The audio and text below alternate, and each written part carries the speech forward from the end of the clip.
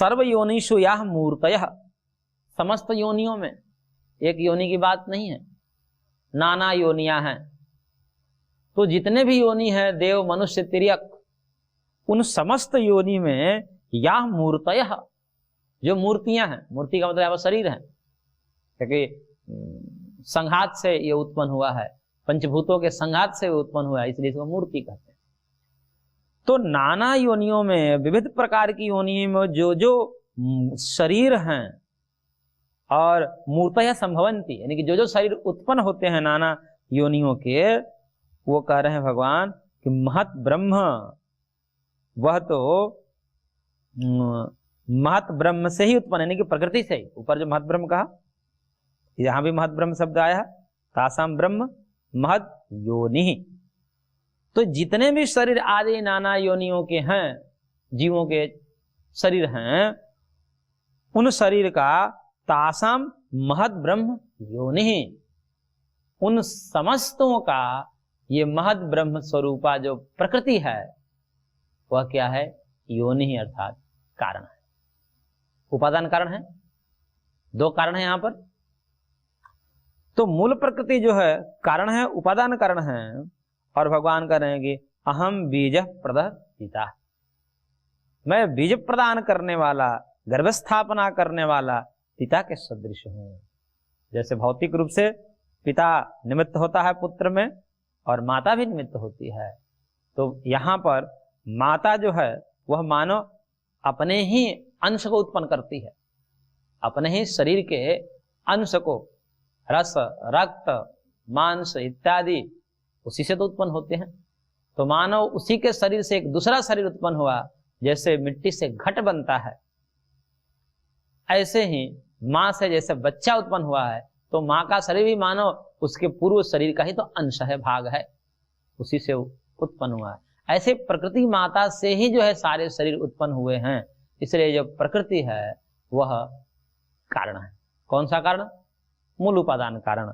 वो बदल जाती है, वही शरीर आदि रूप में बदल जाती है, माया ही शरीर आदि रूप में बदल जाती है। तो भगवान क्या है? तो करेंगे भगवान मैं बीज प्रदः, मैं निमित्त कारण।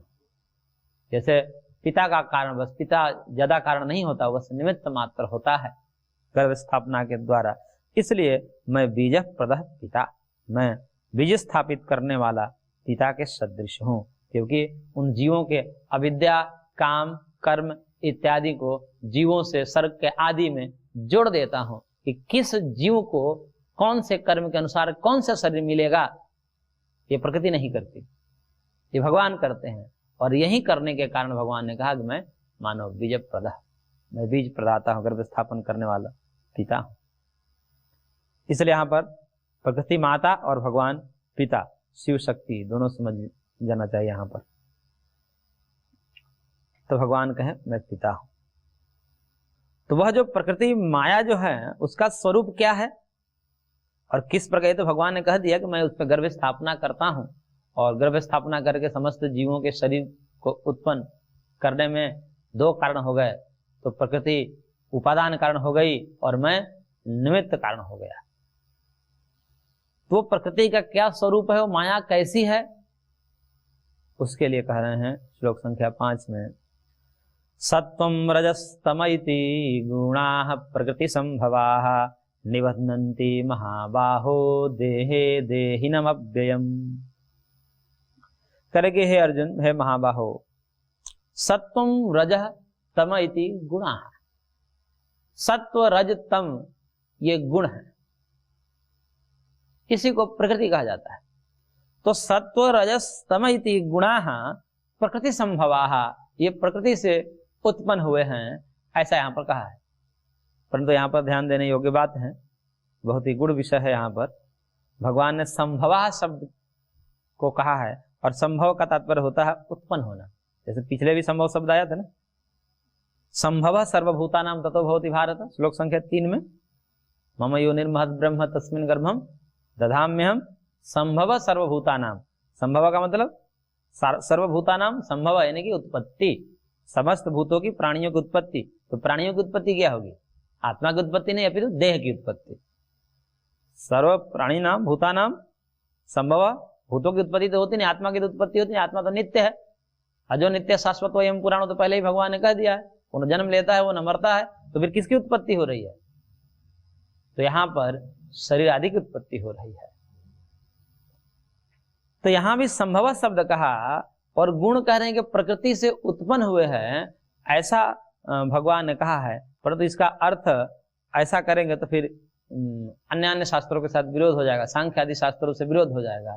सांख्य आदि शास्त्र कहते हैं कि ये जो सत्व रज तम है, सत्व रजस तमसाम साम्य अवस्था प्रकृति ही, प्रकृति की परिभाषा, प्रकृति किसे कहते हैं?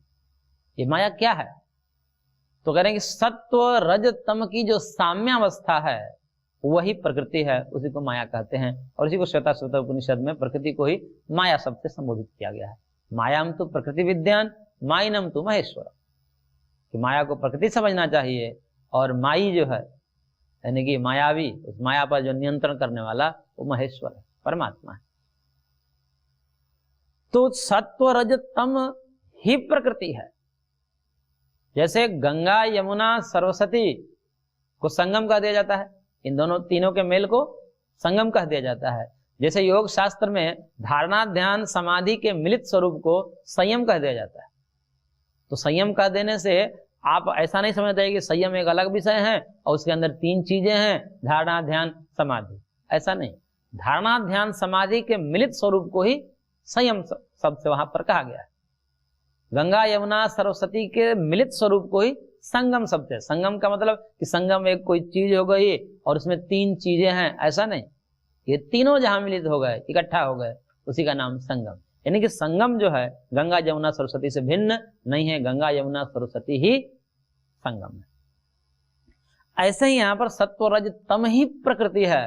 प्रकृति कोई अलग है और सत्व रज तम उसमें तीन गुण हैं, ऐसा नहीं समझना चाहिए। कई लोग को भ्रम हो जाता है, कहते हैं इस श्लोक के आधार पर कि प्रकृति एक तत्व है जिसे माया कहते हैं और उस माया के तीन गुण हैं, सत्व रज तम। ऐसा नहीं।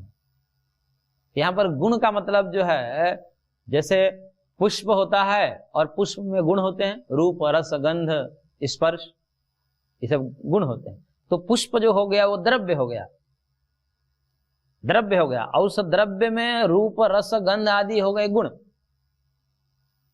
इस प्रकार से अब यदि प्रकृति को हम द्रव्य माने और उसमें सत्व रजतम को गुण माने तो ऐसा नहीं है। सत्व रजतम स्वयं द्रव्य रूप है, वो गुण नहीं है, लेकिन गुण शब्द से कहा जाता है उसको। जैसे वैशेषिक के दृष्टिकोण से गुण मतलब जो द्रव्य आश्रित रहता है उसे गुण कहते हैं, जो द्रव्य के आश्रय से रहता है उसको गुण कहते हैं। जैसे ये वस्त्र है, इस वस्त्र को द्रव्य कहेंगे, और इसमें रूप है, इसका स्पर्श है, हम स्पर्श कर रहे हैं, छू रहे हैं, इसको चखेंगे तो इसमें रस भी आएगा। तो रूप है, रस है, स्पर्श है, गंध है इसका। तो ये सबके सब रूप रस स्पर्श गंध इस किसमें है? इस द्रव्य में। ये कपड़ा रूपी जो वस्त्र है, इस वस्त्र रूपी द्रव्य में चारों के चारों गुण है। तो गुण उसे कहते हैं जो द्रव्य आश्रित है, यानी कि गुण द्रव्य के बिना नहीं हो सकता, द्रव्य उसका आश्रय होता है और गुण आश्रित होता है। ऐसे यदि प्रकृति और गुणों में देखेंगे तो प्रकृति को मान लीजिए द्रव्य और गुणों को मान लीजिए गुण, त्रिगुणों को सत्व रजतम को गुण मान लेंगे तो प्रकृति में वो स्थिर रहेंगे, तो प्रकृति कोई अलग तत्व हो जाएगी और गुण कोई अलग हो जाएंगे। ऐसा नहीं है। सत्व रजतम को हटा दीजिए, प्रकृति कुछ और नहीं है, सत्व रजतम ही प्रकृति है। तो फिर यहाँ गुण क्यों कहा? गुण कहने का क्या तात्पर्य? इसके पीछे गुण रहस्य है। जो रूप रस गंध आदि को जिस प्रकार से द्रव्य आश्रित होने से गुण कहा जाता है, वही बात यहाँ पर नहीं है। क्योंकि प्रकृति में भी गुण शब्द का त्रिगुण, सत्व गुण, रजोगुण, तमोगुण, इसमें भी गुण शब्द का प्रयोग किया है और तीन है इसलिए त्रिगुण कह दिया जाता है। सत्व रज तम ये तीन है इसलिए त्रिगुण कह देंगे। तो यहाँ पर गुण शब्द का तात्पर्य वो वाला गुण नहीं है जो द्रव्य आश्रित रहता है। यहाँ पर गुण का तात्पर्य, संस्कृत में गुण शब्द रस्सी के लिए भी प्रयोग किया जाता है। गुण मतलब रस्सी, और जो बांधने का काम करती है। रस्सी जिस प्रकार बांधने का काम करती है, ऐसे ही सत्व रजतम रूपा जो प्रकृति है वो जीवों को बांधने का काम करती है। रूप ही सप्तभिरात्मान बध्नाति कोशकारवत, जो सांख्यकार ने कहा। कि वो जीव को बांधती है। किस रूप में बांधती है? स्थूल शरीर के रूप में, सूक्ष्म शरीर के रूप में, कारण शरीर के रूप में घेर लेती है, बांध लेती है उसको। तो वो बांधने के कारण इसको गुण कहा जाता है, न कि द्रव्य आश्रित होने से इसको गुण कहा जाता है। ये ध्यान में रखना चाहिए। इसलिए प्रकृति जो है वो स्वयं क्या है? गुण नहीं है, द्रव्य है। सत्व और तम जो है ये गुण नहीं है, अपितु द्रव्य रूप है। ये परीक्षाओं में, नेट आदि की परीक्षाओं में पूछते हैं कि सत्व और तम क्या है, 4 ऑप्शन दे देंगे। द्रव्य हैं, गुण हैं, कर्म हैं, इनमें से कोई नहीं। तो समान रूप से विद्यार्थी का सत्व रजतम तो गुण है, तो त्रिगुण, ये सत्व गुण रजोगुण, गुण शब्द का प्रयोग किया जाता है और गुण पट्टी के माध्यम से गलत हो जाता है। क्योंकि उत्तर क्या दिया जाए, उत्तर विकल्प को भी ध्यान रखना पड़ता है कि विकल्प में क्या विकल्प पूछा है, वो किस भाषा में पूछा है। बोला कि द्रव्य है, गुण है, कर्म है, क्या है? तो द्रव्य गुण कर्म ये वैशेषिक की शैली है, उस रूप में पूछा है, तो उस रूप में सत्व रजतम को द्रव्य कहना पड़ेगा। तो द्रव्य है, और द्रव्य जो होता है वो स्वतंत्र होता है। गुण जो प्रतंत्र होते हैं, लेकिन द्रव्य स्वतंत्र होता है। जैसे वस्त्र है, वस्त्र किसी के आश्रय से थोड़ी है। गुण भले इसके आश्रय से है, गुण वस्त्र के आश्रय से टिका हुआ है, लेकिन वस्त्र किसके आश्रय से टिका हुआ है? स्वयं है, स्वतंत्र है। तो द्रव्य स्वतंत्र होता है और गुण आश्रित होते हैं। ऐसे ही सत्व और तम जो है ये किसी पे आश्रित नहीं है, इसका कोई कारण नहीं है। भगवान पर भी आश्रित नहीं है, कारण के दृष्टिकोण से। यानी कि जिस प्रकार से अपने कारण पर वस्तु टिकी हुई होती है, जैसे घड़ा का कारण क्या है? मिट्टी है। तो जैसे घड़ा अपने कारण मिट्टी पर टिका होता है ना, तो कोई भी कार्य द्रव्य अपने कारण द्रव्य पर टिका हुआ था। जैसे वस्त्र भी है, तो इसका मूल कारण देखेंगे तो तंतु होगा, धागा होगा, धागा पर टिका हुआ है। धागा को खींच लिया जाए तो वस्त्र नष्ट हो जाएगा। तो मूल द्रव्य जो है, इसका कारण जो है वो धागा ही हो जाएगा, और उसके पीछे जाएंगे तो परमाणु नित्य होगा। वही सब मूल द्रव्य है, सबके मूल कारण। तो इस प्रकार से जब प्रकृति की तरफ हम ध्यान जाते हैं, सत्व रज तम की तरफ देखते हैं, तो सारी सृष्टि जो है सत्व रज तम में विलीन हो जाती है। पंचभूतों का लय तन्मात्र में हो जाता है, तन्मात्र का लय अहंकार में हो जाता है, और उसी अहंकार में एकादश इंद्रियों का भी लय हो जाता है। अहंकार का लय फिर महतत्व में हो जाता है, महतत्व का लय जो है प्रकृति में हो जाता है। लेकिन प्रकृति का लय किसी में नहीं होता है, क्योंकि प्रकृति मूल कारण है। और इसलिए महर्षि कपिल ने कहा कि मूले मूलाभावात अमूलम मूलम। मूल में मूल का अभाव होने से जो मूल है वो अमूल है। यानी कि मूल कारण का कोई कारण नहीं होता है। यदि मूल का भी कोई कारण हो जाए तो फिर मूल ही नहीं होगा। जैसे कहा जाएगा सबसे प्रथम कौन है, जब सबसे प्रथम कहा जा रहा है, इसका मतलब उसके पहले कोई नहीं होगा। तो प्रकृति जो है आद्य कारण है, शुरुआती कारण है, मूल कारण है, तो उसका कोई कारण नहीं होगा। इसलिए प्रकृति जो माया है उसका कोई ब्रह्म भी उसका कारण नहीं है। भगवान से प्रकृति उत्पन्न होती है ऐसा नहीं है। जैसे ब्रह्म शाश्वत हैं, सनातन हैं, सदा से हैं, सदा रहेंगे, वैसे ही माया भी सदा से थी, सदा रहेगी। तो ब्रह्म से वो उत्पन्न नहीं होती, ब्रह्म से नियंत्रित तो होती है, परंतु ब्रह्म से उत्पन्न नहीं होती। कारण कार्य के रूप में आश्रय माना जाता है। जैसे सर्वाधार सर्वेश्वर तो परमात्मा को ही माना जाता है, तो सबके आधार यानी कि प्रकृति का भी आधार कहीं कहीं कह दिया जाता है कि प्रकृति का भी आधार परमेश्वर ही है। लेकिन किस रूप में आधार? कारण कार्य के रूप में नहीं समझना चाहिए। जैसे घट मिट्टी पर आश्रित है तो मिट्टी कारण है और घट कार्य है। इस प्रकार जैसे कार्य कारण पर आश्रित रहता है, ऐसे ही प्रकृति ब्रह्म पर आश्रित रहती है। यह आश्रय का तात्पर्य वहां पर नहीं है। वहां पर तात्पर्य है कि प्रकृति बिना परमेश्वर के कुछ नहीं कर सकती, परमेश्वर से नियंत्रित है, वह नियंत्रण करता है, इस रूप में आश्रित है। तो भाई परमात्मा जब तक से संकेत नहीं करेंगे तब तक से वो नहीं बना पाएंगे कुछ, और परमात्मा के एक बार संकेत मिल जाए फिर सब कुछ बना देते। इस रूप में कहा जाएगा उसके आश्रित है, लेकिन अपने सत्ता के रूप में स्वतंत्र है।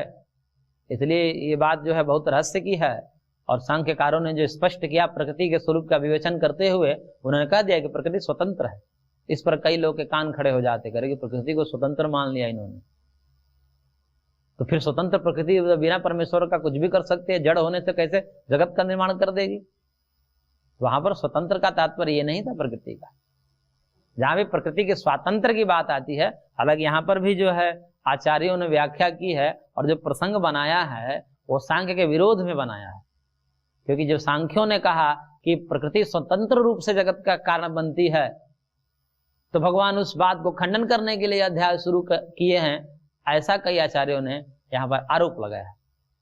क्यों? क्योंकि महर्षि कपिल ने कह दिया कि प्रकृति जो है स्वतंत्र है। तो प्रकृति की स्वतंत्रता का वहां पर रहस्य नहीं लोगों ने समझा कि प्रकृति स्वतंत्र किस रूप में कहा भगवान ने। वहां पर भगवान कपिल ने क्यों कहा ऐसा? इसलिए नहीं कहा कि वो परमात्मा से निरपेक्ष है, परमात्मा के बिना जगत के रूप में परिवर्तित होती है, ऐसा तात्पर्य नहीं था। परमात्मा उसका कारण नहीं है, वह अपने अस्तित्व में स्वतंत्र है। वह क्योंकि प्रकृति मूल कारण है और मूल का कोई मूल नहीं होता, इसलिए मूल को स्वतंत्र ही मानना पड़ेगा। मूल को स्वतंत्र मानना पड़ेगा ना। जैसे प्रश्न किया जाता है ना, कई बार ये प्रश्न पूछा जाता है कि भगवान शंकर के पिता का क्या नाम, ऐसे पूछा जाता है। तो पूछते हैं कि उनके कौन पिता, उनके तो पिता आज तक कोई देखे नहीं। क्यों? क्योंकि जो मूल पिता है उसके पिता कौन हो सकता है? और यदि उसके भी पिता हो सकते फिर वो मूल नहीं होगा, उसको मूल नहीं कहेंगे। और वह मूल पिता है, वो महेश्वर है, परमेश्वर है, तो उनके मूल पिता कौन होंगे? कोई नहीं होगा। इसलिए वहां पर पिता की यदि कल्पना करेंगे तो वो मूल पिता नहीं होंगे, इसलिए वो कहते कोई पिता नहीं, वो मूल है सबके। तो ऐसे ही प्रकृति जो मूल कारण है, तो अब मूल का मूल नहीं होगा। यानी अब कोई कहे कि प्रकृति किससे बनी है, ये नहीं कहा जा सकता, प्रकृति स्वतंत्र है। तो अपनी सत्ता के लिए प्रकृति क्या है? अन्य किसी उपादान कारण से रहित है, कोई उसके उपादान कारण नहीं है, कोई उसके अन्य कोई जैसे मिट्टी और घट की भांति कोई कारण न होने से उसको स्वतंत्र कहा जाता है। इस प्रकार की स्वतंत्रता प्रकृति को स्वीकार किया महर्षि कपिल ने, लेकिन लोगों ने समझ लिया कि ईश्वर से भी रहित है, उन्होंने ईश्वर को ही नहीं माना। ऐसा नहीं है, उन्होंने स्पष्ट सांख्य सूत्रों में स्पष्ट संकेत दिया कि प्रकृति नियंत्रित है परमेश्वर से। तत्सन्निधानात् अधिष्ठातृत्वम मणिवत, मणि का उदाहरण दिया कि जैसे मणि की उपस्थिति में, मणि मतलब अयस्कांत मणि, अयस्कांत मणि बोलते हैं चुंबक को, तो चुंबक के उपस्थिति मात्र से जैसे लोहा प्रवृत्त हो जाता है, गतिशील हो जाता है, ऐसे ही परमात्मा के सन्निधि मात्र से प्रकृति हलचल में आ जाती है। वहां पर स्पष्ट कहा तत्सन्निधानात्, तत्सन्निधानात् किसके सन्निधान से? तो परमात्मा के सन्निधान से, और प्रकृति जगत रूप में परिणित हो जाती है। परंतु वहां पर विशेष, ये बहुत गूढ़ विषय है, इसको समझने में जो है बड़ा ध्यान रखना पड़ता है, नहीं तो गड़बड़ घोटाला हो जाता है ना समझने का। अब वहां पर यह चिंतन का विषय हो कि प्रकृति जो त्रिगुणात्मिका है और भगवान त्रिगुणातीत है, प्रकृति जड़ है, भगवान चेतन है, प्रकृति परिणामिनी है, भगवान अपरिणामी है, इन दोनों का संबंध कैसे बनेगा? और यहाँ क्षेत्र क्षेत्रज्ञ संयोग तद्विद्धि भरतर्षभ, भगवान कह रहे हैं कि क्षेत्र क्षेत्रज्ञ के संयोग से जगत की उत्पत्ति है, तो संयोग कैसा होगा?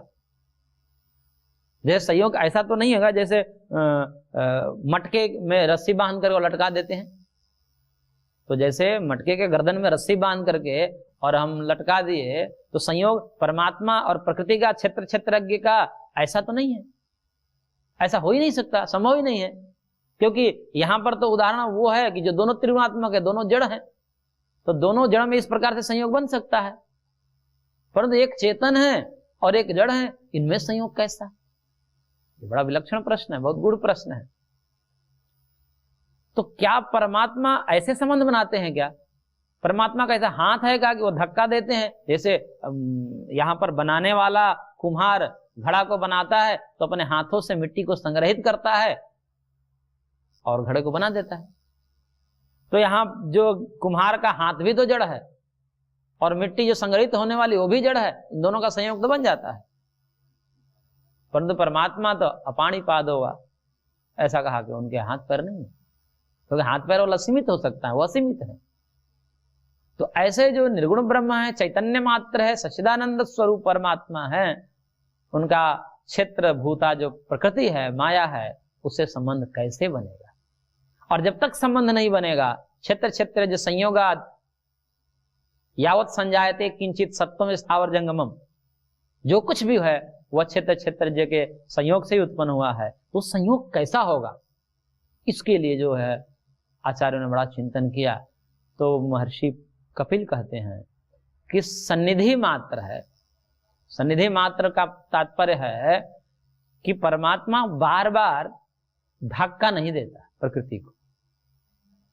जैसे हम धक्का देकर हिलाते हैं ना किसी वस्तु को, तो प्रकृति को भी तो हिलाना पड़ेगा। सत्व रजतम भी तो जो है उस समय साम्यावस्था में रहते हैं। साम्यावस्था का मतलब निष्क्रिय अवस्था में रहते हैं। जब प्रलय रहता है, ये जगत नहीं रहा जिस समय, उस प्रलय अवस्था में सत्व रजतम के जो कण है, उसे कण के रूप में आप कल्पना कर लीजिए कि सत्व रजतम एक बारीक कण हो सकते हैं, या तरंग रूप में, या जिस भी किसी रूप में हमारी बुद्धि उसको समझ सके, इस जगत के मूल कारण है।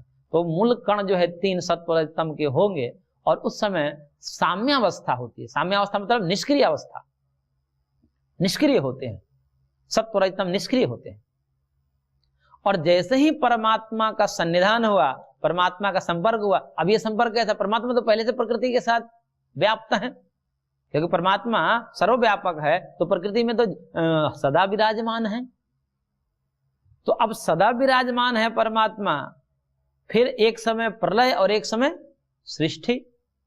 अब ये कौन सा ऐसा संयोग हुआ कि परमात्मा व्यापक होते हुए सत्व रजतम के साथ नित्य संबंध है परमात्मा का, लेकिन उस समय प्रलय था, अब जो है हलचल हो गया सृष्टि के समय, सारे सत्व रजतम हलचल में आ गए, फिर जुड़ने लगे आपस में, और फिर जगत का निर्माण होने लगा। तो कह रही कि ये कौन सा संयोग है? इस संयोग को समझाने के लिए भगवान ने कहा, कपिल ने, कि यह सन्निधि मात्र है। जैसे चुंबक के सन्निधि मात्र से, अब उसको सन्निधि को आप संकल्प मात्र कह लीजिए, उसके संकल्प मात्र, उसके सन्निधान मात्र से जो है वो प्रकृति जगत रूप में परिवर्तित हो जाती है। उसे विशेष कुछ चेष्टा नहीं करनी पड़ती भगवान को। भगवान को श्रम आदि नहीं करना पड़ता जगत के निर्माण में, बस उपस्थित हो गए भगवान ना, संकल्प में आ गए। अब भगवान ने संकल्प ले लिया, एको हम बहुत श्याम प्रजा, ये मैं एक हूं, क्योंकि अब कुछ नहीं था उस समय, जगत नहीं था, भगवान अकेले थे, अपने शक्ति के साथ अकेले ही है, माया शक्ति के साथ भगवान अकेले हैं, जगत है नहीं। तो अब उनको संकल्प हुआ, उन्होंने संकल्प लिया कि अब मैं बहुत हो जाऊं, तो बहुत सारे जगत के रूप में फिर वो सत्व रजतम अपना काम करने लगे। जो प्रोसेस है उसका, उस प्रोसेस से जगत का निर्माण होने लगता है। तो अब वो प्रकृति जगत रूप में सरकती है, तो परमात्मा का सन्निधि ही पर्याप्त है, विशेष आयास की आवश्यकता नहीं पड़ती भगवान को। इसलिए भगवान कपिल ने कहा कि प्रकृति स्वतंत्र है, स्वतंत्र रूप से जगत में परिणित होती है, उसे भगवान के बस इशारे चाहिए, इतना ही पर्याप्त है। जैसे कोई नौकर होता है, नौकर वही नौकर होता है जो बार बार बताना ना पड़े मालिक को। जिस नौकर को बार बार बताना पड़े मालिक को, ये करो ये करो ये करो, वो अच्छा नौकर नहीं माना जाता। नौकर का तात्पर्य है कि मालिक के बिना कहे, मालिक के इशारों को समझ जाए, मालिक के भावों को समझ जाए। जैसे राजा को कुछ करना है, प्रधानमंत्री, भारत के प्रधानमंत्री हैं, उनको कुछ बनाना है, मान लीजिए बहुत बड़ी बिल्डिंग बनानी, कई हॉस्पिटल बनाने हैं, तो क्या करना पड़ेगा? एक सामान्य व्यक्ति को कहा जाए, जो सामान्य व्यक्ति नौकरी करता है, कि आप हॉस्पिटल बनाइए, तो पूरा जीवन लग जाए तो भी नहीं बना पाएगा, इतनी बड़ी बिल्डिंग, इतनी व्यवस्था। और हो सके बहुत प्रयत्न करे, बहुत पुरुषार्थ करे तो बना भी लेगा व्यक्ति। तो कई पुरुषार्थी व्यक्ति बना लेते हैं, जैसे परम पूज्य गुरुदेव जैसे व्यक्ति बना लेंगे, लेकिन बहुत पुरुषार्थ करना पड़ेगा उनको, तब जाकर के बना पाएंगे। और जो ऐश्वर्यशाली होता है, बहुत ऐश्वर्य से विभूषित होता है, जो वह तो जैसे मोदी को बनाना है तो क्या करेगा, जो उसके विभाग, जो उस विभाग से संबंधित लोग, उसको बस फोन करना है कि वहां बन जाना चाहिए, इतना ही है उसका पुरुषार्थ। फोन उठाकर बोल देना या एक मीटिंग ले लेना, उसमें बोल देना, बन जाएगी अपने आप। परमात्मा को फोन लगाने की भी जरूरत नहीं है, संबंधित विभागियों को सूचित करने की भी आवश्यकता नहीं है। संकल्प लिया, प्रकृति धड़ाधड़ शुरू कर दी अपना काम, क्योंकि भगवान ऐश्वर्यशाली है, परम ऐश्वर्यशाली भगवान है, इसलिए वहां पर केवल संकल्प होता है। और भगवान थकते नहीं सृष्टि करने में। इतनी बड़ी पृथ्वी बनाना, बड़े बड़े पिंड का निर्माण करना, उसको चलाना, केवल निर्माण करके छोड़ नहीं देना, चलाना, मेंटेन करना। कहते हैं कोई चीज को बना देना या खरीद लेना ये बड़ी बात नहीं होती, मेंटेन करके रखना उसमें बहुत श्रम लगता है। तो उत्पन्न करना, मेंटेन करना, फिर नष्ट भी करना समय आने पर, सब उन्हीं का काम है। और सब के सब बिना ही प्रयास के संकल्प मात्र से हो रहे हैं। कितना ईश्वर है, ये सोचने योग्य बातें हैं भगवान पे। तो इस प्रकार से भगवान के जो है सहयोग से और प्रकृति जो है सब कुछ कर देती है, लेकिन भगवान मूल में निमित्त हैं, इसका कहीं माना नहीं किया गया किसी भी शास्त्र में। ऐसा मानने पर ये बहुत बड़ा दोष हो जाएगा। सांख्य आदि ग्रंथ को ऐसा मानना ये बहुत अन्याय है, क्योंकि सांख्य आदि दर्शन वैदिक दर्शन है, और वैदिक दर्शन को वेद से जुड़कर देखा जाता है कि जो वेद का समर्थक है वही वैदिक है। तो क्या वेद भगवान का समर्थन नहीं करता? वेद भगवान का समर्थन करेगा तो वैदिक ग्रंथ भगवान का समर्थन क्यों नहीं करेगा? सामान्य कॉमन सेंस की बात है। इसलिए प्रकृति भगवान की प्रेरणा से ही जगत रूप में प्रवृत्त होती है। यहाँ पर भी भगवान ने कहा कि मैं बीज प्रदाता पिता हूँ, मैं बीज प्रदाता हूँ, यानी कि निमित्त कारण हूँ, और प्रकृति उपादान कारण है। इसलिए दो कारण हैं, ये दोनों कारणों को स्वीकार किया गया है। और आगे प्रकृति जो सत्व रजस तम इति गुणः प्रकृति संभवा, ये किस प्रकार से प्रकृति का स्वरूप है और किस प्रकार से ये बांधती है, इसको हम आगे देखेंगे। आज की कक्षा को हम यहीं पर विराम देते हैं, शेष अगले अंक में।